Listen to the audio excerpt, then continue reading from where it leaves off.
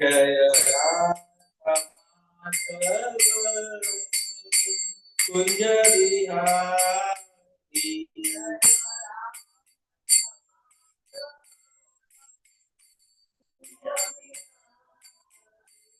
जय गोपी जन वल्लभ गिरिवरधारी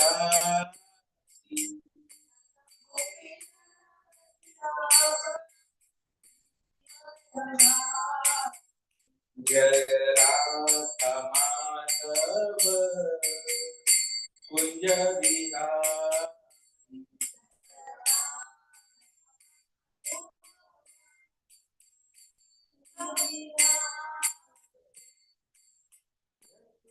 धनंदन ब्रज जन रंजन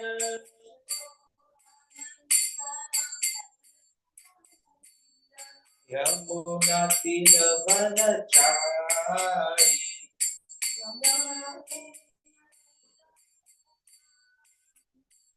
जय राधा माधव कुंज बिहारी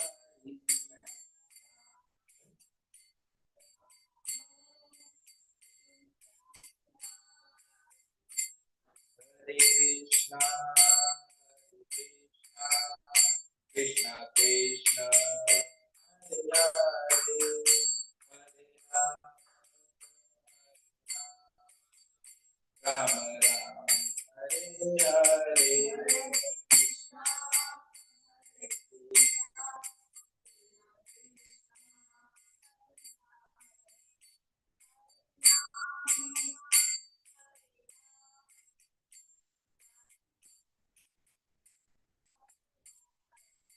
जय जय प्रभुपाद प्रभुपाद प्रभुपाद जय शिल प्रभुपाद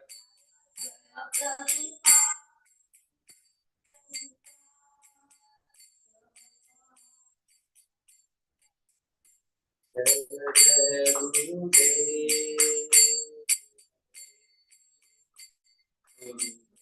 जय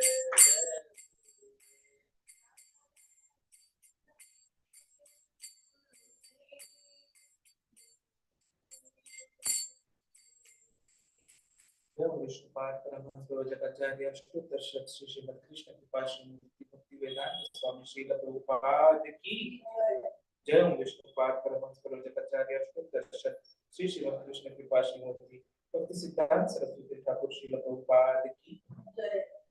श्री श्री राधा कृष्ण गो गोपीनाथ श्याम को राधा कुंज गिरि गोवर्धन की वृंदावन धाम की मथुरा धाम की द्वारिका धाम प्रेम से कहो श्री कृष्ण चैतन्य प्रभु नित्यानंद श्री अद्वैत गदाधर श्रीवासादि गौर भक्तवृंद हरे कृष्ण कृष्ण कृष्ण हरे हरे हरे राम राम राम हरे हरे हरे कृष्ण कृष्ण कृष्ण हरे हरे हरे राम राम राम हरे हरे हरे कृष्ण कृष्ण कृष्ण हरे हरे हरे राम राम राम हरे हरे। कंस वध के बाद हम देखते हैं कि कंस जो थे उनकी दो बीवियां थी, वो क्या हो गए, विधवा हो गए। और जो हमारा जो वैदिक सिविलाइजेशन है उसमें कहा जाता है कि किसी भी स्त्री को कभी भी अकेले नहीं होना चाहिए। She should never be independent। उनके जीवन में जनरली 3 स्टेजेस होते हैं कि बचपन में वो अपने पिता के संरक्षण में रहती है, जब जवान होती है तो अपने पति के संरक्षण में होती है, और यदि पति की मृत्यु हो जाए तो फिर उससे अपने बड़े बच्चों के संरक्षण में, और यदि बच्चे बड़े ना हो तो फिर से अपने पिता के पास जाकर उनके संरक्षण में विधवा का जीवन जो है वो जीना पड़ता है। अब हम देखते हैं कि कंस का तो वध कृष्ण भगवान ने कर लिया, तो उसके बाद उनकी जो दोनों रानियां थी अष्टि और प्राप्ति, क्योंकि उन्हें कोई बड़े बच्चे नहीं थे तो वे वापस अपने पिता के पास चले गए। वे जो मगध के राजा मगध जो आज बिहार राज्य में आता है, तो वहां के राजा थे जरासंध, उनकी वो पुत्रियां थी।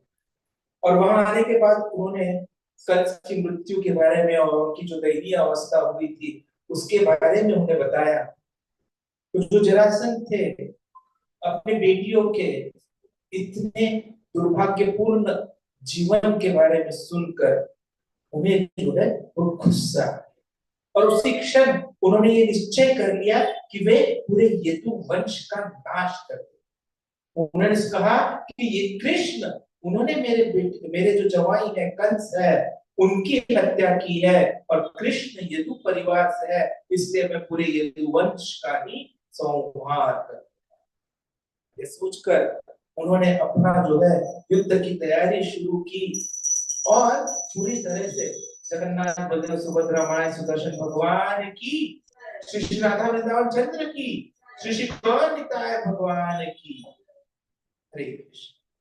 तो उन्होंने अपने पूरे जो सैनिक थे उनको जमा किया, हाथी घोड़े रथ सभी सैन्य, और ऐसा कर कर उन्होंने युद्ध के लिए 13 युद्ध सैनिकों की टुकड़ियों को जमा किया, ताकि वे कंस की जो मृत्यु हुई थी उसका बदला ले सके। देखिए, गुस्से में कई बार गलत निर्णय हो जाते हैं, और जरासंध से यहाँ पर भी उन्होंने यह नहीं सोचा कि कंस की मृत्यु के पीछे का कारण क्या है। गुस्से में अपने बेटियों की दुर्दशा देखकर तुरंत निर्णय ले लिया कि वे आक्रमण करें, और उसकी वजह से आगे और भी परिस्थितियां खराब हो। तो सबसे पहले तो हमें यहाँ पर यही सीख लेना चाहिए कि गुस्सा जो है वह किसी भी जीव का सबसे बड़ा शत्रु होता है। गुस्से में हम सही सही निर्णय नहीं ले पाते, जैसा कि जरासंध के साथ हुआ। तो इतना बड़ा सैन्य लेकर 13 टुकड़ियां लेकर उन्होंने मथुरा पर आक्रमण कर दिया, और मथुरा को चारों तरफ से घेर दिया। अब कृष्ण भगवान, क्योंकि उन्होंने अवतार लिया था और वे सामान्य लग रहे थे, तो उन्होंने देखा कि भाई हाँ, जरासंध के पास काफी शक्ति है, उन्होंने काफी अच्छे से सैन्य जमा कर लिए है, और इतना सैन्य जमा कर लिया है मानो कि किसी समुंदर के बीच पर वो खड़े हुए। इतना बड़ा सैन्य वहां पर जमा हो गया था, और उन्हें ये भी समझ में आ गया था भगवान को कि अभी मथुरा वासी जो है वो थोड़ा सा डर रहे हैं। तो उन्होंने सोचा कि मेरे जीवन का उद्देश्य क्या है, और अभी जो ये स्थिति आई है उससे कैसे निपटा जाए। इमीडिएटली उन्होंने सोचा कि चलो, जरासंध मेरे ही कार्य में मेरी सहायता कर रहे, सभी दुष्टों को एक साथ लेकर आए हैं, तो मैं अभी इन सबका नाश करूंगा, लेकिन जरासंध को छोड़ दूंगा ताकि वो वापिस जाए और वापिस लेकर आते। तुरंत आकाश से दो बहुत ही सुंदर रथ, उनके जो सारथी होते हैं, सारथी अलग अलग प्रकार के अस्त्र और सब कुछ लेकर वहां पर पधारे। और कृष्ण ने देखा कि उनके साथ पास अभी सब कुछ अवेलेबल है, तो बड़े भैया को उन्होंने बोल दिया कि हे भ्राता, बलराम जी को संकर्षण भी बोलते हैं, कि आप तो आर्यों में श्रेष्ठ हो, आप पूरी दुनिया के स्वामी हो, और आप ही यदुओं के रक्षक भी। अभी इस वक्त हमारे यदु परिवार को इन सैनियों से बहुत बड़ा खतरा है, तो चलिए हम उनकी रक्षा करते हैं। ये आपका रथ यहाँ पर है, मैं आपसे विनती करता हूँ कि आप रथ पर आरूढ़ होकर युद्ध में मेरे साथ। देखिए, दोनों कृष्ण भगवान क्यों आते हैं, जैसे उन्होंने भगवत गीता में बोला था, परित्राणाय साधुनां विनाशाय च दुष्कृतां। तो यहाँ सब दुष्कृत जो है वो वहां पर आ रहे हैं। तो वहां पर गए, और वहां पर हमने देखा कि कृष्ण का रथ कौन चलाता है, दारुक। उनके जो सारथी होते हैं उनका नाम होता है दारुक। तो एक छोटी सी सैन्य टुकड़ी लेकर दोनों भी बाहर, और बाहर आकर कृष्ण ने क्या किया, अपना शंख बजाया। छोटी सी सैन्य की टुकड़ी थी, लेकिन भगवान का शंखनाद कुछ ऐसा था कि सामने वाली सेना के सभी लोगों के हृदय में डर से कंपन हो गया। जरासंध ने देखा कि अरे ये तो दोनों बच्चे हैं, बलराम और कृष्ण, तो उनके मन में दया आया, क्योंकि फाइनली वो उनके क्या थे, नातू भी थे ना, ग्रैंडसन्स भी थे। लेकिन फिर अचानक से उनको याद आया कि अरे इन्होंने तो मेरे जमाई का वध किया है। तो उन्होंने कृष्ण को पुरुष अधम ऐसे संबोधित किया। तो भागवतम में आता है, अब पुरुष अधम का एक अर्थ होता है कि पुरुषों में सबसे अधम, नीच।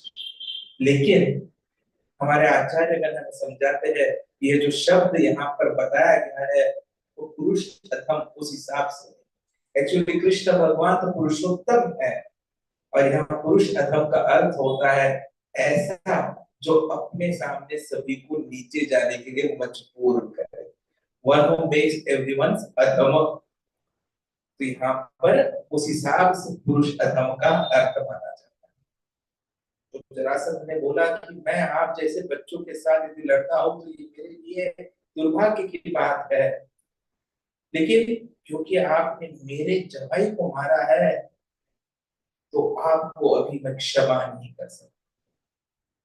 यहाँ पर भागवतम में चर्चा करते हुए प्रभुपाद जी एक बहुत बड़ी बात बताते हैं कि जो डेमन्स होते हैं, दैत्य होते हैं, वे कभी भी अपने स्वयं की या अपने मित्रों की गलतियां नहीं देखते, बल्कि अपने सामने वाले की ही गलतियां देखते हैं। तो यहाँ पर हमें थोड़ा सा सावधान हो जाना चाहिए कि कहीं हमें भी दूसरों में गलतियां देखने की आदत तो नहीं है। यदि है तो be careful, we can be Demons.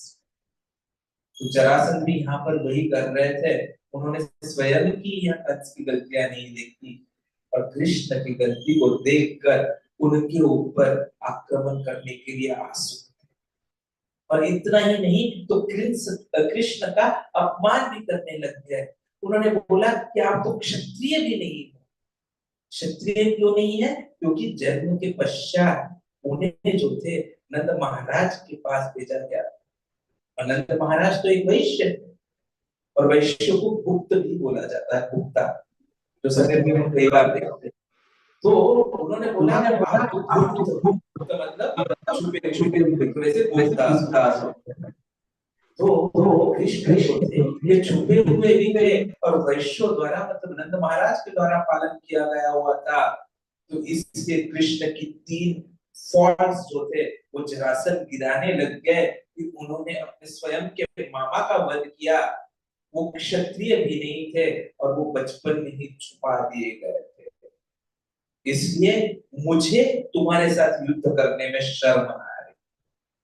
और फिर वो बलराम जी को देखते और उनको बोलते हैं, हाँ बलराम जी, आप चाहो तो आप उसके साथ लड़ सकते हो, लेकिन आप थोड़ा सा पेशेंस रखो, क्योंकि आपकी मृत्यु मेरे द्वारा इस कृष्ण की मृत्यु के बाद की जाए। देखिए यहाँ पर भगवत गीता का एक बहुत महत्वपूर्ण चीज सामने आती है उनके इस वाक्य से, जहाँ बोला गया था कि क्षत्रिय का दोनों प्रकार से फायदा होता है युद्ध लड़ने से। यदि वे जीत जाते हैं तो उन्हें जो थे वो जीत का जो है आनंद जो है उपभोगने को मिलता है, और यदि वे मर भी जाते हैं तो उन्हें जो है ऊपरी जो प्लैनेट्स होते हैं, हेवनली किंगडम्स होते हैं, वहां जाने को मिलता है।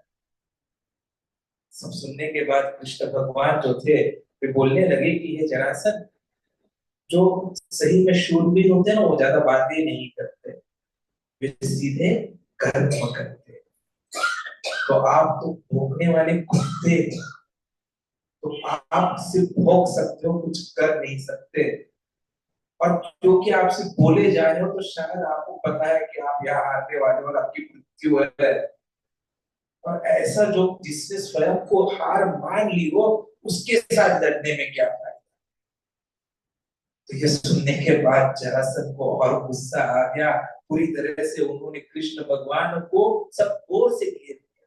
तो देखिए क्योंकि यहाँ युद्ध होने वाला था, तो मथुरा वासी जो थे हमारे सभी, जो वहां पे निवासी थे, महिलाएं थी, पुरुष थे, वे सब अपने अपने घरों के छतों पर बैठकर दूर से दर्शन ले रहे थे।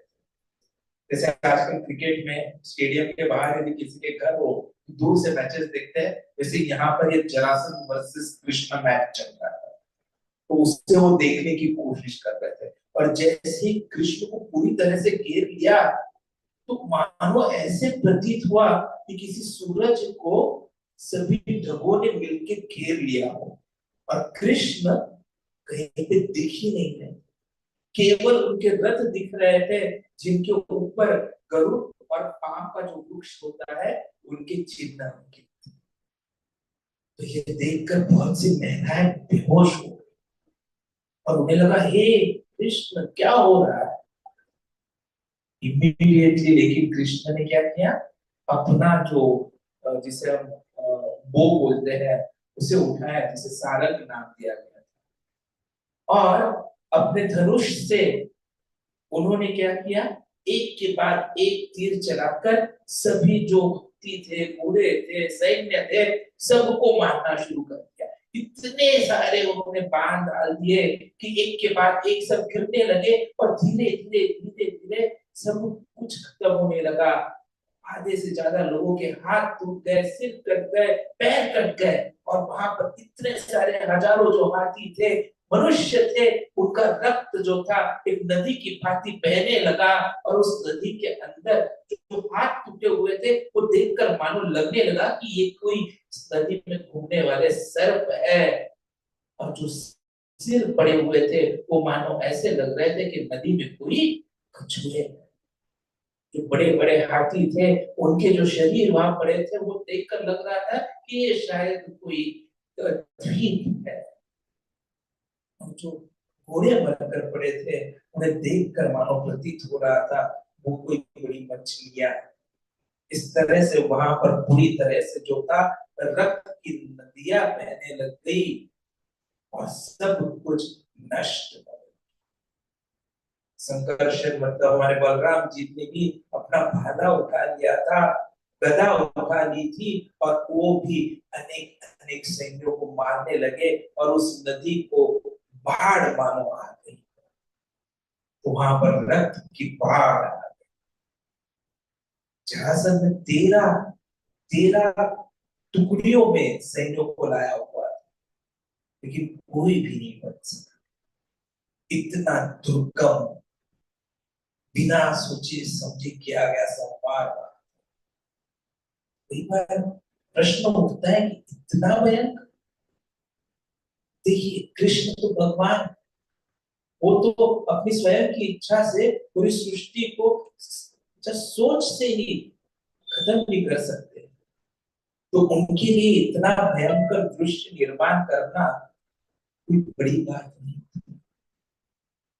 लेकिन क्योंकि वे एक सामान्य मनुष्य की भांति लड़ रहे थे, इसलिए जो युद्ध था चमत्कारी महसूस होने लगा। जब सब कुछ खत्म हो गया था, बलराम जी ने तुरंत जरासंध को पकड़ लिया, जैसे कि किसी मानो शेर ने किसी अपने भक्ष्य को पकड़ा, और वे उन्हें वरुण से और बाकी जो रोप से उससे बांध ही रहे थे, तो कृष्ण ने उन्हें बोला, उन्हें छोड़। अब जैसे ही जरासंध जो एक क्षत्रिय थे पकड़े गए थे, उन्हें मारा नहीं गया, न बंदी बनाया गया, तो उन्हें बहुत ही शर्मनाक हार महसूस हुई। और उन्होंने सोचा कि मैं अब कोई राज्य नहीं कर सकता, मैं सब कुछ त्याग कर जंगल में जाकर तपस्या। ऐसे में जा रहे थे तो रास्ते में उनके जो मित्र गण थे उन्होंने उन्हें बोला कि आप अभी इतने जल्दी जो है रिटायर मत हो, आप फिर से अपनी जो शक्ति है वापिस पाइए, और कृष्ण से फिर लगी। हो सकता है इस बार कृष्ण का नसीब अच्छा था, he was having a better luck, अगली बार हम डेफिनेटली उन्हें हराते। समझना चाहिए कि मित्र कैसे हो। मित्र ऐसे हो जो आपको आपके जीवन का उद्देश्य पूर्ण करने में सहायता करे। और जरासंध के मित्र कैसे निकले, जो उनको गलत दिशा में लेकर जा रहे हैं। यहाँ पर यदि सही में वो तपस्या करने चले जाते तो हो सकता है उनकी जो अधम कार्य उनसे हो गए थे उनसे मुक्ति उन्हें मिली। लेकिन गलत संग का नतीजा फिर से तैयार हुए, फिर से उतना ही बड़ा सैन्य उन्होंने जमा किया और बाकी राजाओं को इकट्ठा किया और फिर से जाकर युद्ध लड़ने के लिए तैयार। अब देखिए मथुरा तो बच गया था और इसीलिए मथुरा वासी बहुत खुश थे और उन्होंने जो किया था बहुत अच्छी अच्छी खुशियां मनाई। बोला जाता है अलग अलग वाद्य यंत्र बजाए गए और पूरा जो रास्ता था शहर था पूरी तरह से स्वच्छ किया गया, डेकोरेशंस किए गए, वैदिक मंत्र बोले गए और कृष्ण और बलराम जो थे वो जैसे जीत पाकर अंदर आने लगे और वहां पर जो भी राजा आए थे उन्होंने जो कुछ भी हारने के बाद वहां पर अपना वेल्थ खो गया था उनसे, ऑर्नामेंट ज्वेल्स वो सब उन्होंने उठा लिया था और आकर उग्रसेन जो उनके नाना थे दादा थे उनको उन्होंने दे दिया क्योंकि वे यदुओं के राजा। इस प्रकार एक नहीं दो नहीं 17 बार ऐसा हुआ और 17 बार जरासंध को हार मिली और फिर 18वीं बार फिर से वे कोशिश करने के लिए तैयार।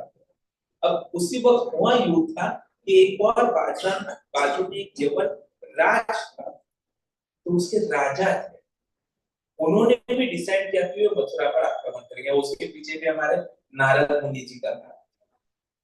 अब काल्यवन जो थे उनको नारद मुनि ने भड़का दिया था कि जाओ मथुरा पे आक्रमण। कहा जाता है कि एक बार गर्ग मुनि जो थे जो एक्चुअली यदुओं के ऑफिशियल प्रीस्ट होते हैं तो उनके जो समधी थे ब्रदर इन लॉ थे उन्होंने उनका मजाक उड़ाया और यदुओं के राजाओं ने वो सुना तो वो भी उस पर हंसने लगे तो गर्ग मुनि को गुस्सा आ गया और उन्होंने बोला कि वह ऐसे किसी का निर्माण करेंगे कि जिसकी वजह से पूरा यदु परिवार जो है वो भयभीत हो जाएगा और उन्होंने तुरंत भगवान शिव की तपस्या की और उनसे एक पुत्र का वरदान प्राप्त किया जो कि काल्यवन थे। उनकी मां जो थी वो राज परिवार से। ये काल्यवन बड़े शक्तिशाली थे तो उन्होंने नारद जी से पूछ लिया कि इस दुनिया में ऐसे कौन से बड़े राजा है जिनसे मैं लड़ सकता हूँ। तो नारद जी ने तुरंत चाबी घुमाई कि सबसे बड़ा कोई है तो वो तो यदु है और उन्होंने पूरा कृष्ण का डिस्क्रिप्शन दे दिया मानो उनके सामने पूरा पिक्चर पेंट कर दिया। काल्यवन ने इमीडिएटली बोला कि अरे अब तो मुझे उनके साथ लड़ना ही पड़ेगा क्योंकि दूसरा कोई मेरे लड़ने के लायक नहीं है। और जैसा नारद ने बताया था वैसे तुरंत मथुरा पर आक्रमण कर दिया और उन्होंने एक नहीं दो नहीं 30 मिलियन मतलब 3 करोड़ सैन्यों के साथ आक्रमण किया।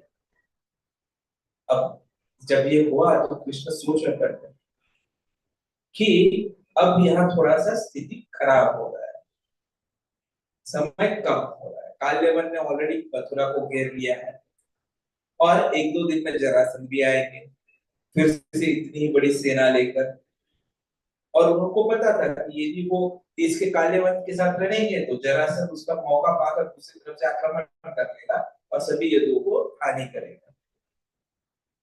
तो उन्होंने सोचा कि अब मुझे इनकी रक्षा के लिए बहुत बड़ा जो है किला बनाना चाहिए जो मजबूत हो, जहां पर कोई भी दो पैर वाला प्राणी मनुष्य हो या दैत्य हो अंदर आ पाए और मैं अपने सभी जो सगे संबंधी उनको वहां पर रखूंगा ताकि मैं फ्री हो जाऊं लड़ने के लिए। तो ऐसा सोचकर उन्होंने समुन्दर के भीतर द्वारिका का निर्माण करवाया। अभी भी कभी कभी यदि हम जाते हैं जैसे हमने देखा था इलेक्शंस के पहले हमारे प्रधानमंत्री वहां गए थे और हमें अंडर वाटर द्वारका के दर्शन भी हुए थे।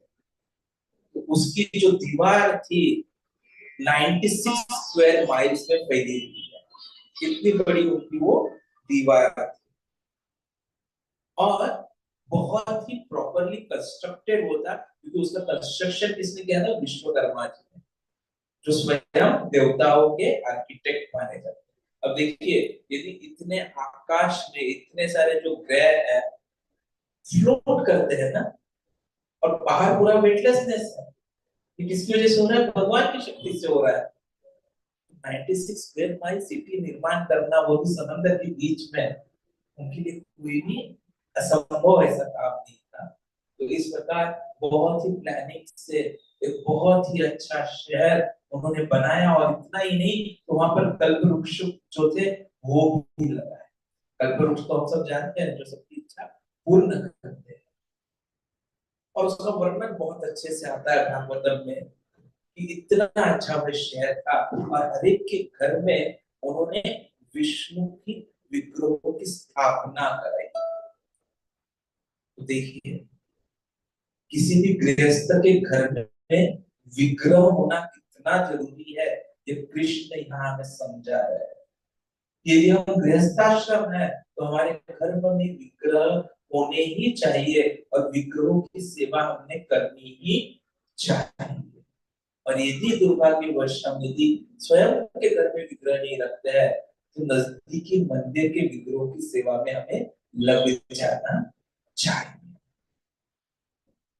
जब इंद्र ने देखा कि कृष्ण इतना अच्छा शहर बना रहे हैं, तो उन्होंने इवन पारिजात जो उनका जो स्वर्गीय वृक्ष था उससे भी वहां पर भेज दिया। और सुधर्मा बोल के एक पार्लियामेंट्री हाउस हुआ करता है जहां पर चर्चाएं होती है, तो वो भी उन्होंने दे दिया। उसका स्पेशल क्वालिटी ये था कि उसके अंदर जो भी कोई चर्चा विमर्श करने के लिए बैठता है ना, उसे उम्र की वजह से कभी भी कोई तकलीफ नहीं।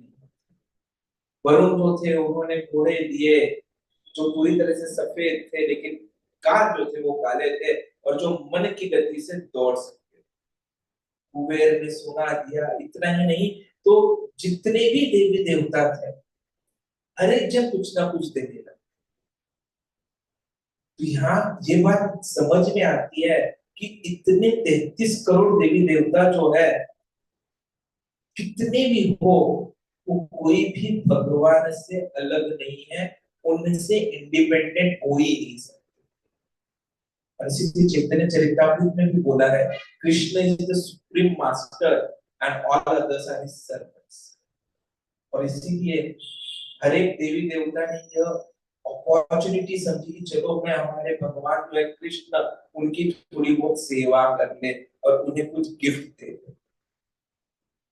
ये जो एग्जाम्पल है ना, ये हम सब ने हमारे जीवन में फॉलो करना चाहिए, स्पेशली यदि हम कृष्ण भक्ति में है, कि हमें कृष्ण की जितनी भी हमारी यथासंभव शक्ति हो उस हिसाब से सेवा करनी चाहिए। जन्माष्टमी आ रही है, रविवार को हम वो हमारे खराड़ी में बनाने वाले हैं, तो हमें यथासंभव हर प्रकार से उसमें जुड़ जाना चाहिए, ज्यादा से ज्यादा प्रचार प्रसार करना चाहिए, लक्ष्मी इकट्ठी करनी चाहिए, और हर एक के घर में कृष्ण को पहुंचाना चाहिए। जैसे चैतन्य महाप्रभु ने बोला है, यारे देखो तारे कहो कृष्ण।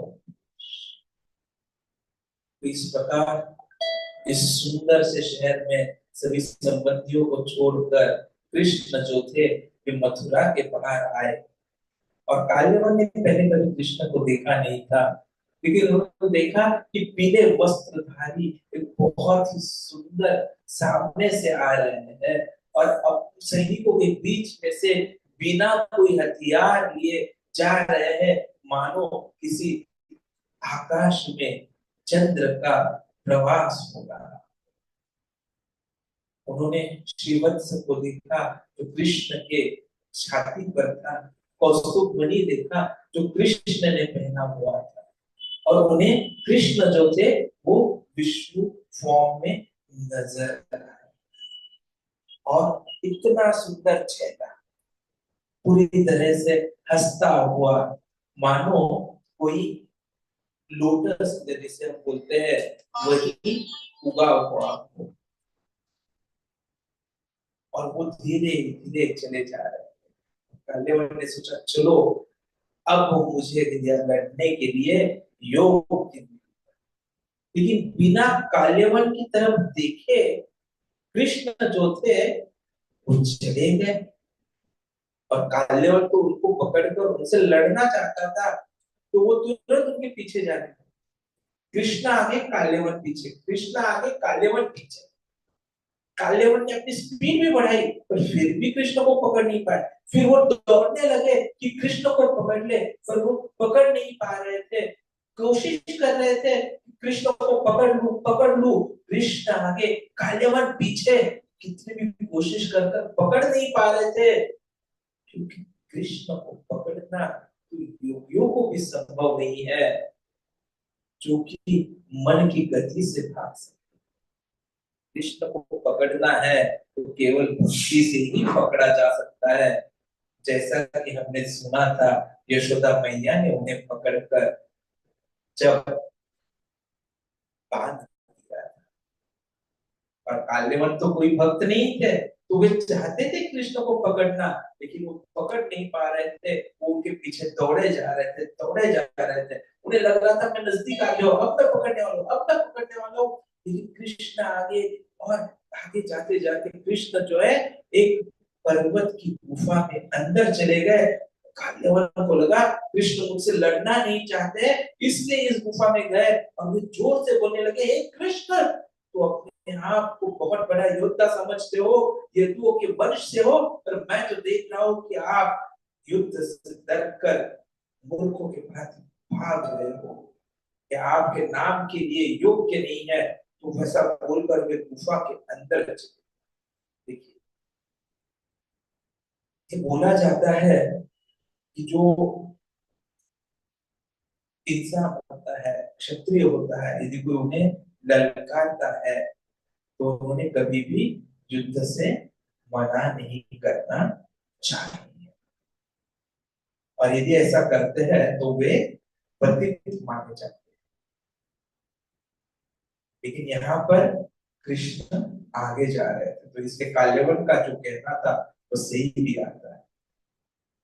लेकिन क्योंकि वे भक्त नहीं थे तो कुछ नहीं कर सकते, और भगवत गीता में बोला गया कि केवल और केवल जो अपने सभी पाप कर्मों से मुक्त हो गया हो वही भक्ति कर सकता है, और कृष्ण भावनामृत में आ सकता है।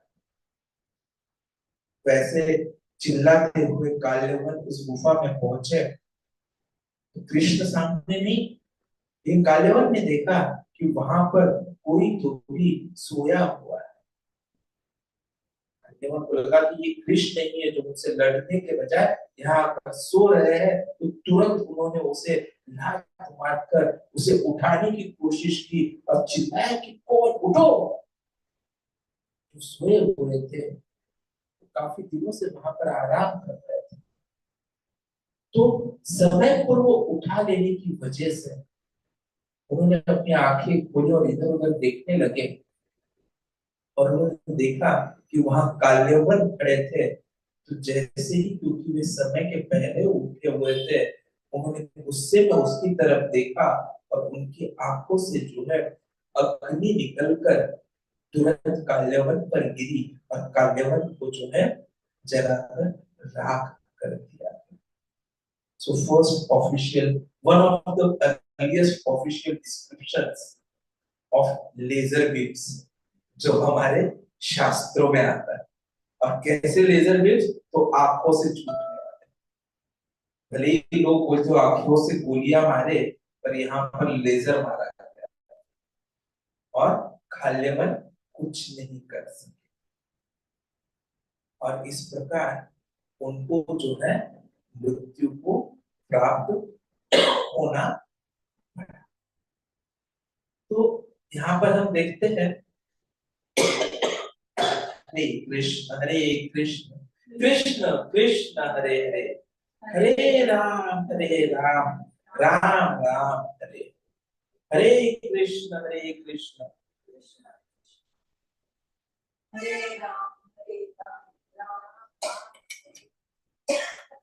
तो जब ये सुना तो परीक्षित महाराज को इंक्विजिटिव बहुत थे, तो उन्होंने प्रश्न पूछने लगे, ये कौन था जिनके ऐसे देखते ही इनका देहांत हो गया, वो वहां क्यों सो रहे थे, इतने शक्ति उनमें कहां से आ गई?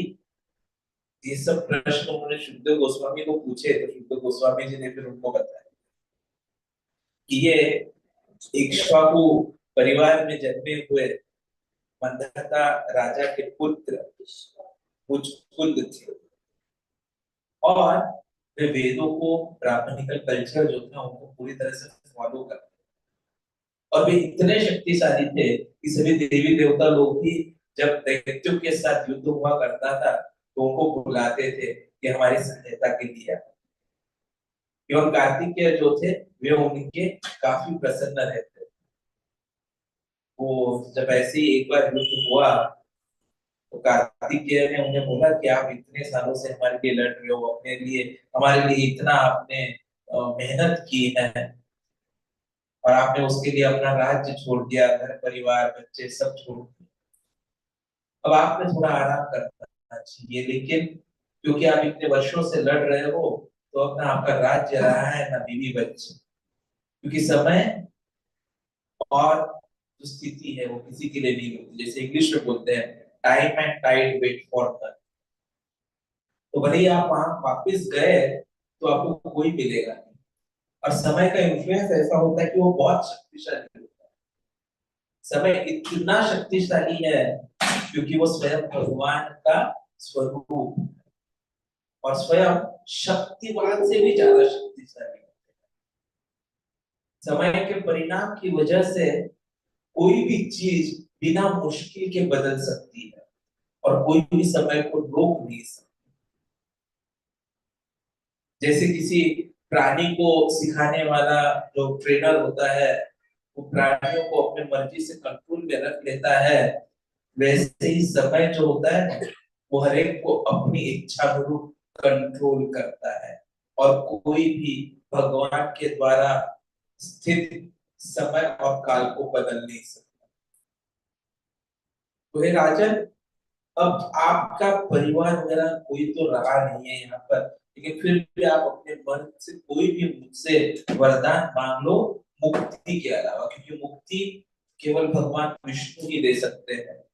और इसीलिए भगवान विष्णु का एक अलग नाम, कृष्ण का एक अलग नाम क्या है? मुकुंद।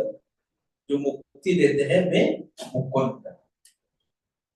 तो क्योंकि मुझको बहुत सालों से सोए हुए नहीं थे और लड़ ही रहे थे, थके हुए थे, तो जब उन्हें पूछा गया कि आप वरदान मांगो तो उनके मन में उस वक्त केवल नींद का ही विचार चल रहा था। तो इसलिए उन्होंने बोल दिया कि हे कार्तिकेय, मुझे आप नींद दे दीजिए और ऐसा कुछ वरदान दीजिए कि यदि किसी ने मेरी नींद में मुझे डिस्टर्ब कर दिया, कि समय से पहले मुझे उठा लिया, तो केवल मेरी दृष्टि से भी मैं उसको जलाकर राख कर सकूं। तुरंत कार्तिकेय जी ने मान लिया और मुझे वरदान दे दिया, और मुझको जो थे उस पर्वत की गुफा में आके बैठे। अब देखिए यह बहुत इंपॉर्टेंट बात है, यदि मुझकुंद के उस वक्त थॉट्स में नींद नहीं होती, कृष्ण होते, तो शायद कृष्ण को मांग सकते। तो उस वक्त जो हमारी सोच होती है वही सोच हमारे मुंह से निकलती है, और इसीलिए कृष्ण भगवान भी भगवत गीता में बोलते हैं अंत काले च मामेव स्मरण मुक्त्वा कलेवर। यदि आपको इस कलेवर से, जन्म मृत्यु से बाहर निकलना है, तो अंत काल में किसका स्मरण होना चाहिए? मेरा स्मरण होना चाहिए। लेकिन यदि हम भागदौड़ करते रहे हैं, थके हुए हैं, जन्म भर पैसों के पीछे भागे हैं, बीवी बच्चों के पीछे भागे हैं, तो क्या हमें भगवान याद आएंगे या वो थकान याद आएगी? तो जैसे मुझको थकान की वजह से भगवान को नहीं मान पाए, हम भी भगवान को याद नहीं रख पाए।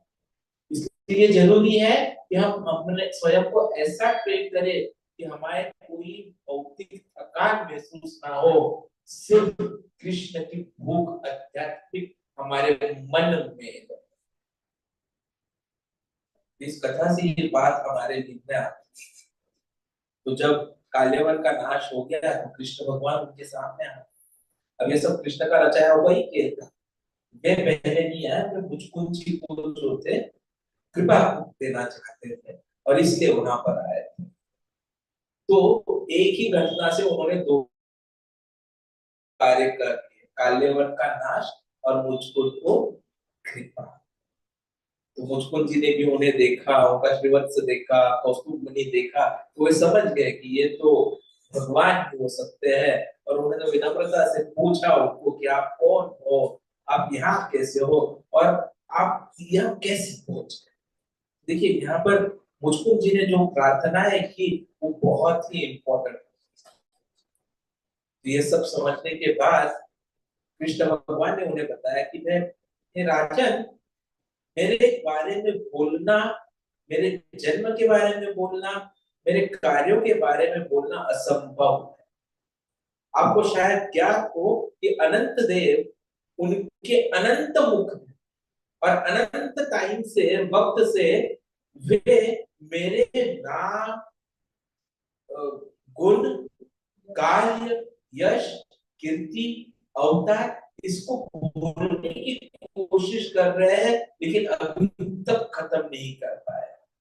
इसलिए मेरे बारे में जानना समझना क्या है, कितना है, बोलना मुश्किल। एक बार आप इस पृथ्वी के सभी एटम्स गिन लोगे, लेकिन मेरे बारे में नहीं जान सकते। पर आपने पूछा इसलिए बताता हूँ कि ब्रह्मा जी के कहने पर, प्रार्थना पर मैं यहाँ पर आया हूँ, ताकि इस पृथ्वी पर जो दैत्य है उनका नाश कर सके। पर आपने मेरी बहुत अच्छे से भक्ति की हुई है, इसलिए मैं आप पर कृपा करना चाहता था, इसलिए इस पर्वत गुफा में आया हूँ। तो आप मुझसे कोई भी वरदान ले लीजिए। मैं ये जानता हूँ यदि कोई मेरी शरण ले लेता है तो मैं उनके सभी इच्छाओं की पूर्ति करता हूँ। तो मुझको राजा के पास यह वरदान वापिस से एक बार मिल गया था कि वो कुछ भी मांग सकते थे। लेकिन उन्होंने क्या बोला कि हे कृष्ण, आपकी ही शक्ति है जिसकी वजह से जनरली लोग जो है वो भौतिक दुनिया से अटैच होते हैं, मित्र, परिवार, प्रेम, इस प्रकार। मानो वो किसी अंधे कुएं में गिरे। और यहाँ अंधे कुएं का वर्णन बहुत जरूरी है और समझने के लायक चीज होती है इसका कारण है कि कई बार कोई कुएं ऐसे होते हैं जो यूज में नहीं होते हैं, तो उनके ऊपर घास डालकर उनको कवर कर दिया जाता है। और जो प्राणी होते हैं उन्हें पता नहीं होता है, और तो उस घास को देखकर उसकी तरफ आकर्षित होते हैं और जाते हैं और उस कुएं में पड़ जाते हैं। और यदि उन्हें वहां से कोई बचाने वाला ना मिले तो उनकी वहीं पर मृत्यु हो जाती है। उसी प्रकार हमारा ये मनुष्य जन्म है कि इंद्र तृप्ति के लिए हम यहाँ पर फंस चुके हैं। और जब तक कोई गुरु या कृष्ण भक्त हम पर कृपा कर कर हमें यहाँ से बाहर ना निकाले, हम यहीं पर बंधन में अड़के रहते हैं। इसलिए हे कृष्ण, मुझे कुछ नहीं चाहिए। मैं तो केवल ये चाहता हूँ कि मैं हमेशा आपकी सेवा में रत रहूं। क्योंकि राजा का शरीर तो या किसी और प्राणी का अंत में तो उसे समाप्त ही होना है। तो मुझे ये कुछ नहीं चाहिए। देखिए यहाँ से हमें समझ में आता है कि कृष्ण भक्ति जो है वो कितनी जरूरी है। क्योंकि मुझको राजा बोलते हैं कि मैं चाहता हूँ कि आप, जो कि सभी भक्तों के अंतिम उद्देश्य है, और भक्तों की कृपा और संग में ही आपकी भक्ति बारे में प्रेम बढ़ सकता है, इसलिए मुझे उनकी संगत दीजिए। तो कृष्ण भक्ति यदि बढ़ानी है तो भक्तों के संग में आना जरूरी है, तभी हम इस भव बंधन से मुक्त हो सकते हैं। और इसलिए रविवार के जन्माष्टमी कार्यक्रम में सोसाइटी के सभी लोगों को लेकर आना है, ताकि सभी भक्तों का संग उन्हें प्राप्त हो। आपने मुझ पर कृपा की कि मैं गर्ग मुनि के थोड़े से संग से आपको प्राप्त कर सकूं। बस मुझे अब हमेशा आपकी सेवा का ही वरदान। कृष्ण भगवान प्रसन्न हुए और उन्होंने बोला कि आपने बहुत अच्छे से बोला है और मैं ये समझ गया हूँ कि अब आपका मन जो है वो पूरी तरह से मुझ पे फिक्स है और कोई भी भौतिक चीज आपको डिस्टर्ब नहीं कर सकती। और मैंने ये आपको वरदान इसीलिए पूछा था क्योंकि मैं आपकी एक परीक्षा ले रहा था कि कई बार योगी जो होते हैं वो इंद्रियों को कंट्रोल कर लेते हैं मेडिटेशन कर कर, लेकिन जैसे ही वक्त आ जाता है तो प्राणायाम काम में नहीं आता और उनका पतन होता है। जैसा कि विश्वामित्र मुनि जिनका मेनका के आते ही पतन हो गया था, लेकिन जो भक्त होते हैं वो कभी भी डिस्टर्ब नहीं होते, जैसे कि हरिदास ठाकुर जिन्होंने एक वेश्या को भी भक्त बना दिया था। तो इसीलिए भक्त सबसे बड़े होते हैं। तो मैं आपको वरदान देता हूँ कि आप अगले जन्म में जो है एक भक्त के घर में ही आओगे और भक्ति कर कर इस भौतिक दुनिया से जो है आप मुक्त हो जाओगे। अभी आप जाकर कहीं पर तो भी तपस्या कीजिए, क्योंकि आपने क्षत्रिय होते हुए इतने जो वध किए थे उनके परिणामों से आपको मुक्त होना जरूरी है। तो देखिए यहाँ पर ये समझना जरूरी है कि भले ही उनका कर्तव्य क्षत्रियो का ये होता है कि वे वध करे, लेकिन फिर भी उन्हें उस कर्म फल को भुगतना पड़ता है। और इसीलिए क्षत्रिय हो, वैश्य हो, ब्राह्मण हो, कोई भी हो, जीवन का अंतिम ध्येय संन्यास लेना होना चाहिए कि हम जीवन के अंतिम काल में संन्यास लेकर केवल और केवल कृष्ण की सेवा करें, ताकि हमारे पहले वाले जितने भी कर्म के फल है उन सबसे हमें मुक्ति मिल जाए। और संन्यास लेकर हमें क्या है, कृष्ण भक्ति का प्रचार करना है। वो पुष्कर जी वहां से चले गए, जहाँ बद्रिकाश्रम में वो रहने चले गए, जहाँ पर नर नारायण का स्थल है।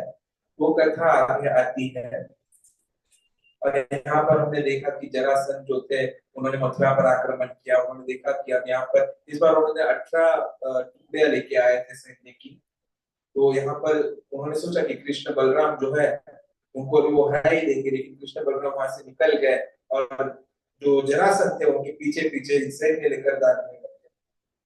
और जरासंध ने सोचा कि अरे कृष्ण और बलराम जो है वो युद्ध से डरकर भाग रहे हैं, और इसलिए फिर कृष्ण का नाम आ गया रणछोड़। देखिए यदि कोई राजा युद्ध स्थली छोड़कर चला जाए तो उसे क्या बोलेंगे, डरपोक बोलेंगे।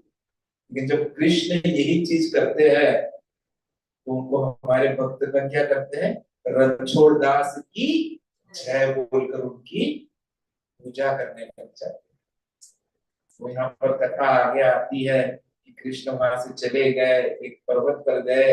कृष्ण बलराम वहां खड़े हो गए थे, वहां चले गए थे पर्वत पर। तो क्योंकि वो थकावट महसूस कर रहे थे, उस पर्वत का नाम प्रवर्षक था, जहाँ हमेशा पानी बरसा करता था इंद्र की कृपा की वजह से। तो वो जरासंध के सैनिकों ने ढूंढने की कोशिश की, वो मिले नहीं। तो जरासंध ने पूरे पर्वत को ही आग लगाया कि मैं वो बाहर आया, लेकिन वो आया नहीं। वहां से उन्होंने जंप मारा पर्वत के ऊपर से, and it was the global record, world record भी, यूनिवर्सल रिकॉर्ड। उनका जंप जो था वो 88 माइल्स दूर था। वर्ल्ड रिकॉर्ड, यूनिवर्सल रिकॉर्ड जो आज तक कोई तोड़ नहीं पाया। भाला फेंक में तो भी सिर्फ 93 मीटर्स हुआ था, और क्योंकि वो ऐसे जंप मार के गए तो किसी को दिखे नहीं, तो वहां वो निकल गए। उनका नाम रणछोड़ हुआ। द्वारका में आए, द्वारका में बलराम जी का रेवती जो थी उनके साथ विवाह हुआ, और रुक्मिणी के साथ विवाह होने के लिए एक्चुअली कृष्ण वहां से जा रहे थे, वो कुछ डरकर भी भाग रहे थे। तो हम देखते हैं कि विष्णु जो विदर्भ के राजा थे, उनकी कन्या थी रुक्मिणी, उनके 5 भाई थे, रुक्मिणी सबसे बड़ा भाई। रुक्मिणी स्वयं महालक्ष्मी का अंश थी।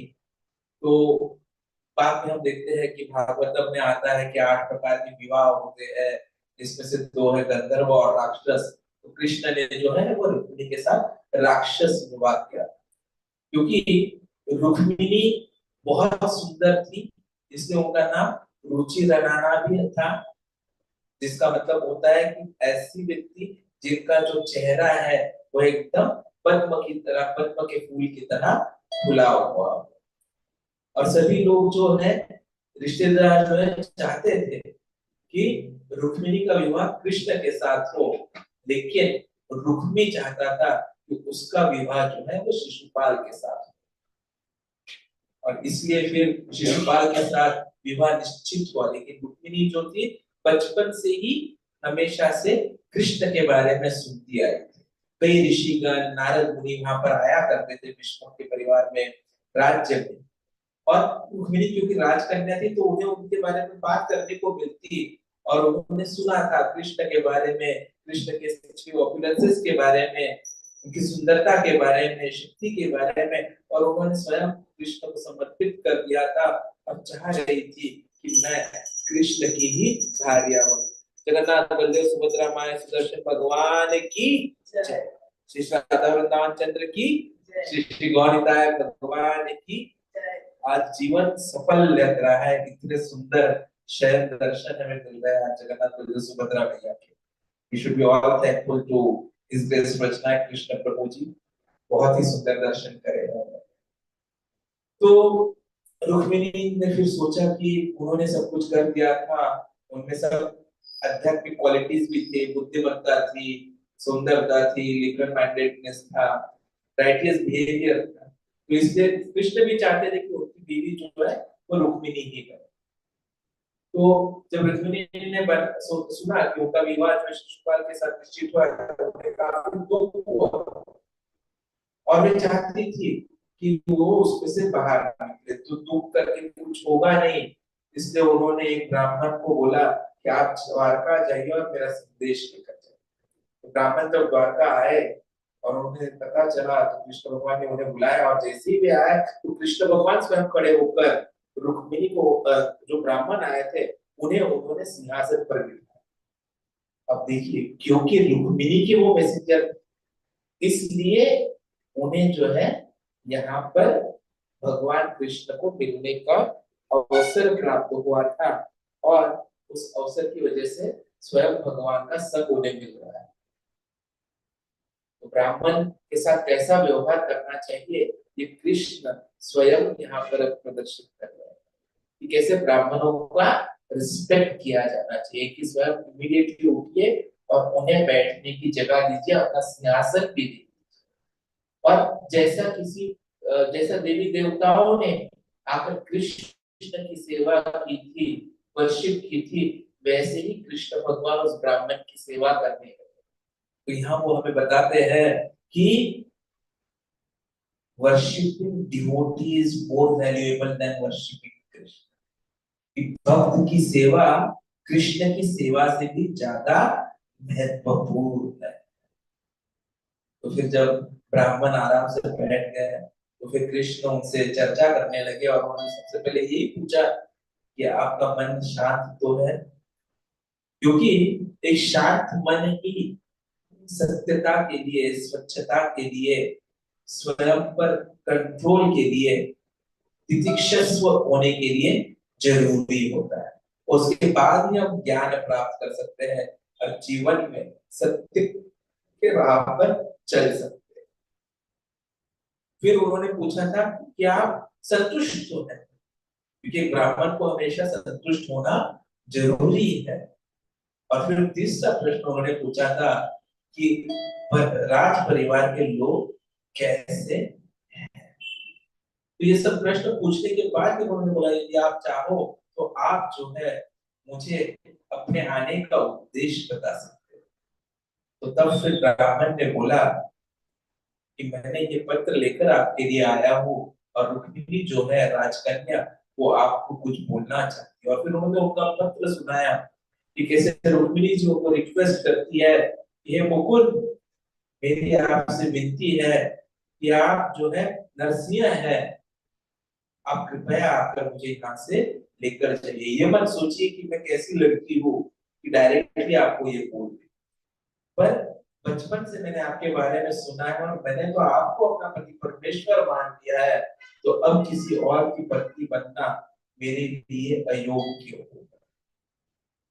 जैसे ही ये बात कृष्ण सुनते हैं तो वो खुश हो जाते हैं।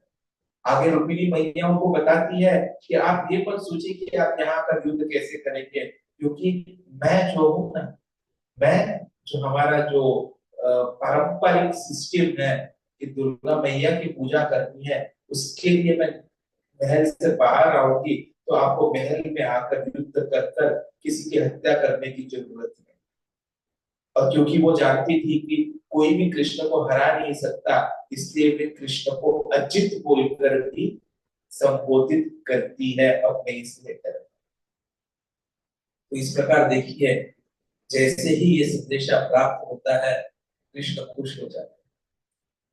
और भगवत गीता में भी ये बोला है कि जो शुद्ध भक्त होते हैं वे जो है भगवान की भक्ति पूर्ण डिटर्मिनेशन के साथ करते हैं, जो रुक्मिणी देवी मैया ने यहाँ पर भेजा।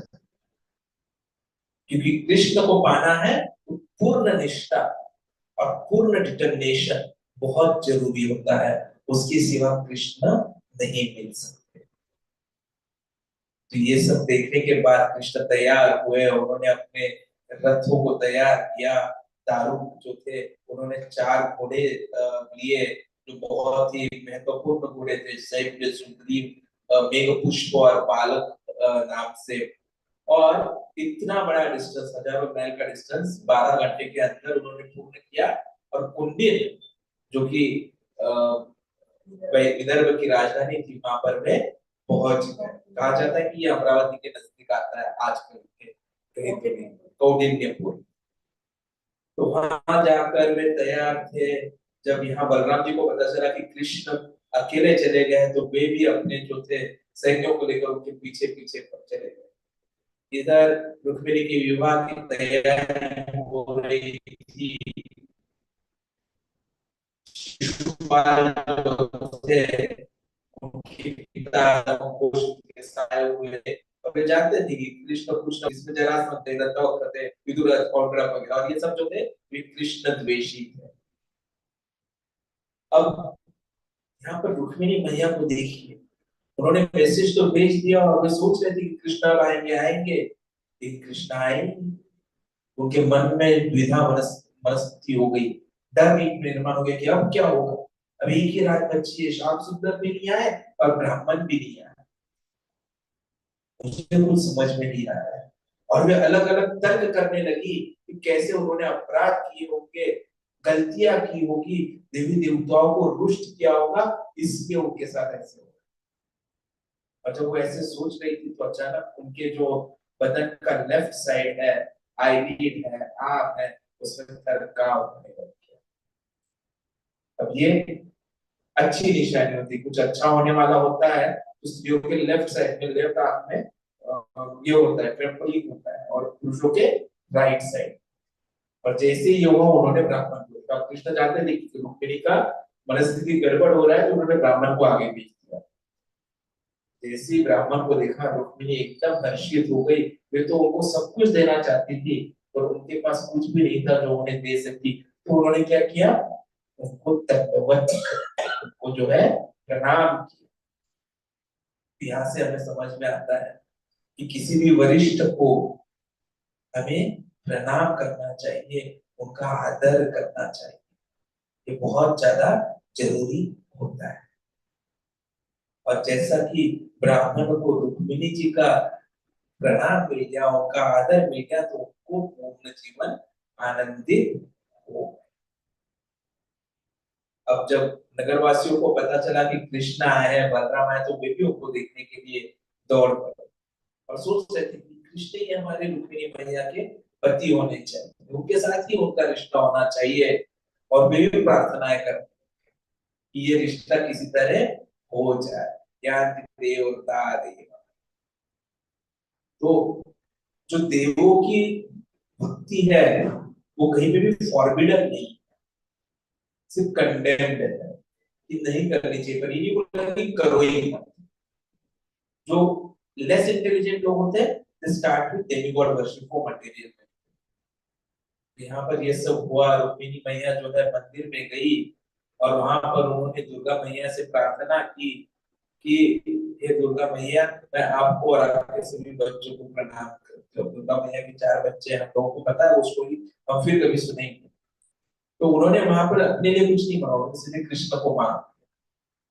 और यहाँ पर भी सभी जो थे प्रिंस वगैरह जो आए थे, राजकुमार आए थे रुक्मिणी से विवाह करने की अपेक्षा के साथ, वे विवाह मंदिर के बाहर थे और वे भी चाहते थे कि जगन्नाथ बलदेव सुभद्रा के सुदर्शन भगवान की जय, कि उनके साथ उनका रिश्ता हो जाए।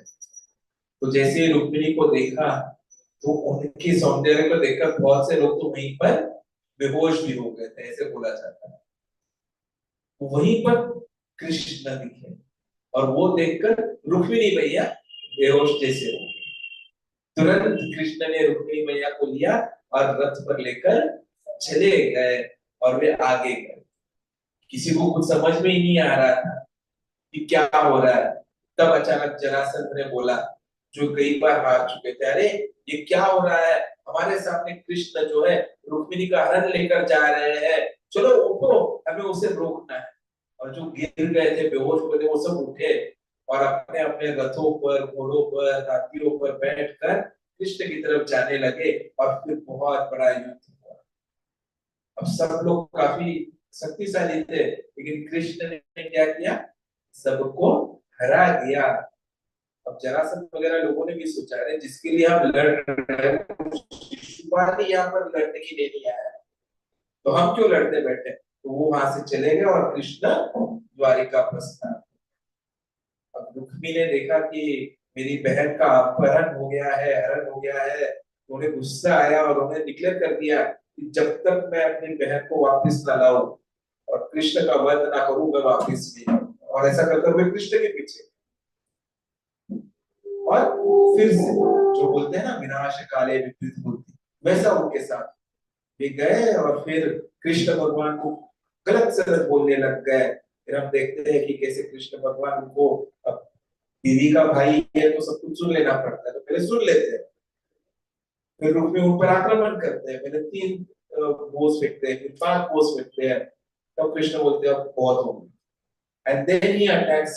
और उनके सभी जो धनुष थे उनको तोड़ देते हैं, उनके जो अस्त्र शस्त्र थे सबको नष्ट कर देते हैं, और फाइनली फिर उनको पनिश करने के लिए अपनी तलवार उठाते हैं। तो रुक्मिणी बोलती है, प्लीज कृष्ण भगवान रुक जाइए, कोई अपने भाई को अपनी आंखों के सामने मरता हुआ तो नहीं देख सकता।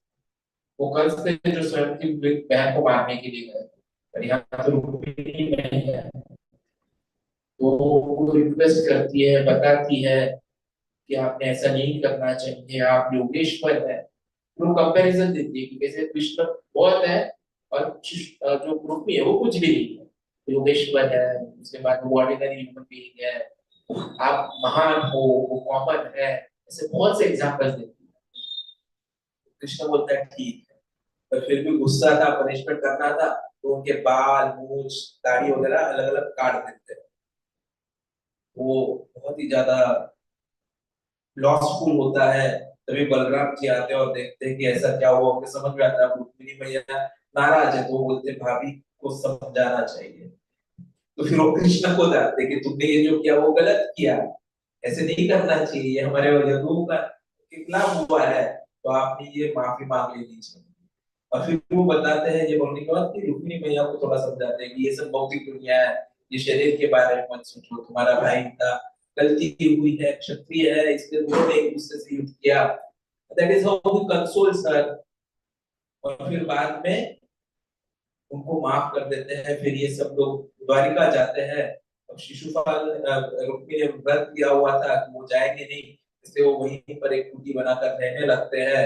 इधर आकर भोजक गांव में, उस गांव का नाम भोजक होता है, तो द्वारिका आकर कृष्ण फिर जो है वैदिक पद्धति से रुक्मिणी जी से विवाह करते हैं। उस विवाह में सबको बुलाया जाता था। उनके पिताजी जो है वो तो पहले से ही चाहते थे कि रुक्मिणी का विवाह उनसे हो, तो वे भी वहां पर आते हैं और इस प्रकार उनका विवाह होता है। और फिर विवाह होने के पश्चात कथा और आगे बढ़ती है, प्रद्युम्न का जन्म होता है। ये सब कथाएं हमने सुनी हुई है।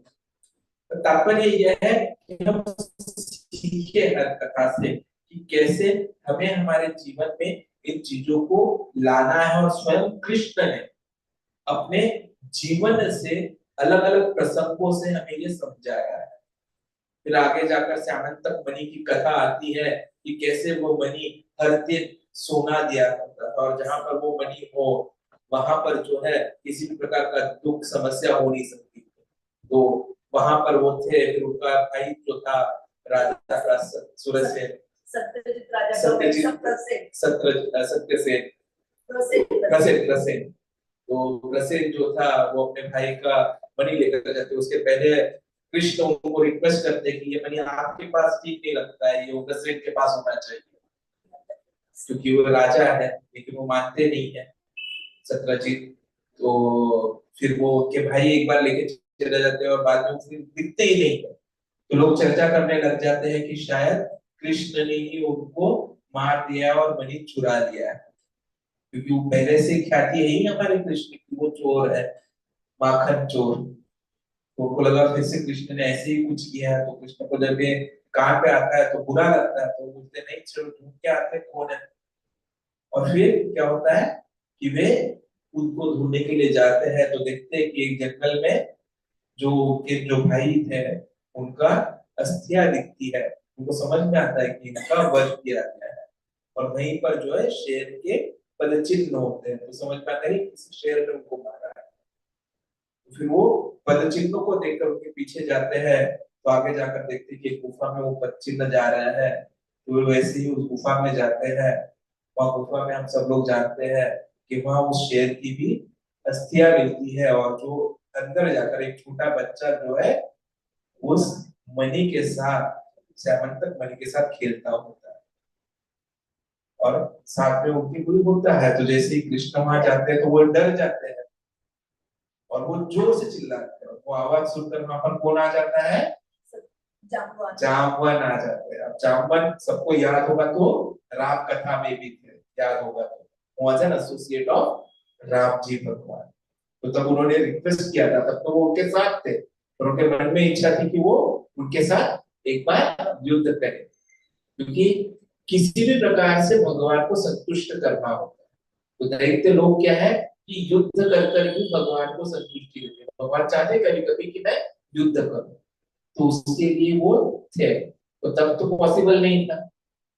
तो अब यहाँ पर जैसे वो देखते कि कोई आया है मेरे बच्चे को डरा रहा है, तो दोनों में युद्ध होता है, कई दिनों तक युद्ध चलता है, और कोई भी जीत नहीं पाता है, हार नहीं पाता है, क्योंकि दोनों टक्कर के, तो टक्कर ठाकुर दोनों के, कटकट ठाकुर।